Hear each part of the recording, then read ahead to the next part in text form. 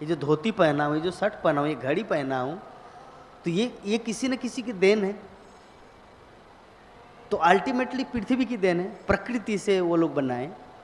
और प्रकृति कहाँ से आया? मया दक्षिण प्रकृति सूयते सचराचरम।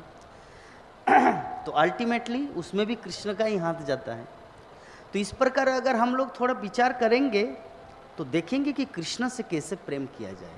वो हमें इतना कुछ दे के रखे, नहीं तो नंगा बाबा होके घूमते है ना, हरिद्वार के या किसी कुंभ मेला में नंगा बाबा होके घूमते, लेकिन हमें सब कुछ दिया है, रोटी, कपड़ा, मकान, घर, रहने के लिए घर दिए हैं, सुंदर घर। बहुत सारे ऐसे लोग जो अघोरी हैं, अघोरी मतलब समझ, जिनका घर नहीं होता, वो भी तो मनुष्य हैं, वो भी तो कृष्ण का नित्य दास है। फिर उनको क्यों नहीं मिला, मुझे क्यों मिला?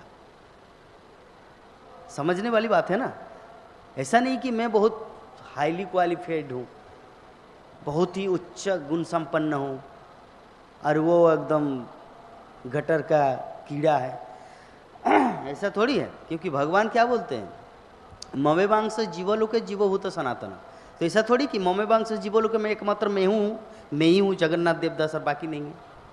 वो भी है, लेकिन फिर उनकी वो सुविधा क्यों नहीं है? वो सुविधा मुझे क्यों दिया है?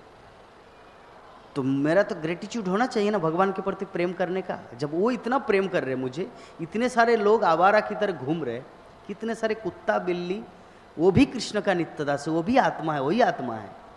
लेकिन कोई सांप जोनी में है, कोई खरगोश जोनी में, कोई बिल्ली, कोई चूहा, लेकिन वो मुझे मनुष्य बनाया, भगवान की कथा बोलने की सौभाग्य दिया। इस जीवा से कृष्ण नाम उच्चारण हो रहा है, इससे बड़ी सौभाग्य है? अल्टीमेटली कौन दे रहा है? वही परमपिता भगवान श्री कृष्ण।